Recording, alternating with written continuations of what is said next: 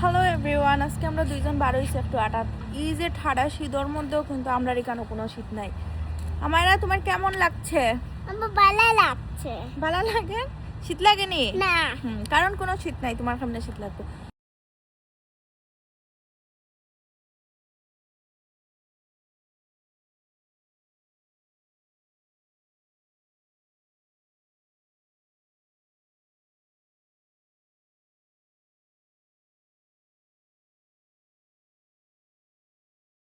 আমেরিকার বাচ্চাদের একটা সমস্যা হয়েছে গিয়া যে তারা শুধুমাত্র সামারও খেলাধুলা করতে পারে, ঠান্ডার সময় মানে উইন্টারও একটুও ঘর থেকে বাড়ানো যায় না। যেহেতু আজকে একটু গরম হতার লাগে তাইরে লই আমি একটু বাইরে এনজয় করো।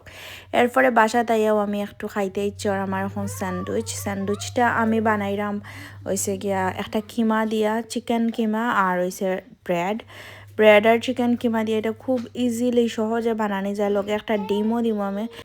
আর এদিকে আমি একটু ফ্রুটস সামটাইমস খাই ভাল লাগে, ডালিম আছে ডালিমও খাই। এখন একটু বাজার খরচ করা লাগবে, যেহেতু নতুন বছর শুরু হয়ে গেছে।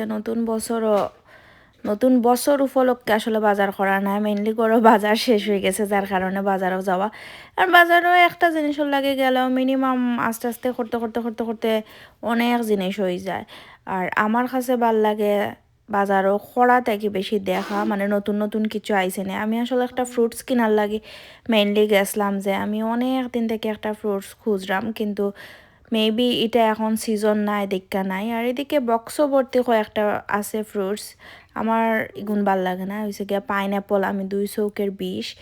ওয়াটারমেলনও ভাল লাগে না যদি মিষ্টি না হয়। কেন স্ট্রবেরি আছে, স্ট্রবেরিও আমার কাছে ভাল লাগে না, কারণ স্ট্রবেরি অনেক টক হয়। এদিকে অনেকগুলা ফ্রোজেন সবজি আছে। আর যত অপছন্দের ফলগুলো আমি মানে যেগুলো একদম পছন্দ করি না, এটা ভর্তি ফুরা ওয়ালমার্টও, কিন্তু আমার পছন্দের কোনো ফ্রুটস নাই। আমি বুঝলাম না আসলে, বছরের শেষ হয়ে গেছে, নতুন বছর আইছে, যার কারণে মেবি ম্যাক্সিমাম খালি যাও খুঁজা খুঁজা থুরা থুরা যা যা পাওয়া হয়েছে দরকারি লাগছে ওগুলা কিনা হয়েছে।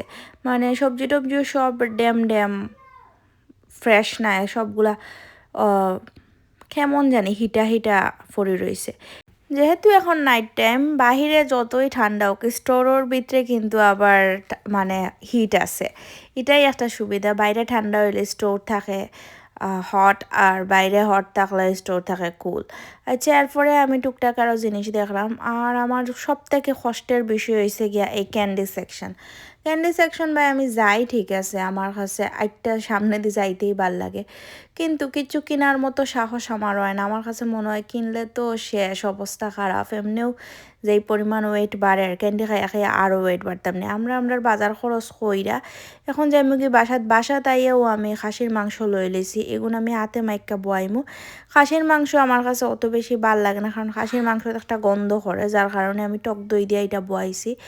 আর বালা করে খসাই যদি মজা হয় তাইলে গিয়া খাসির মাংসটা খাইতে ভাল লাগে।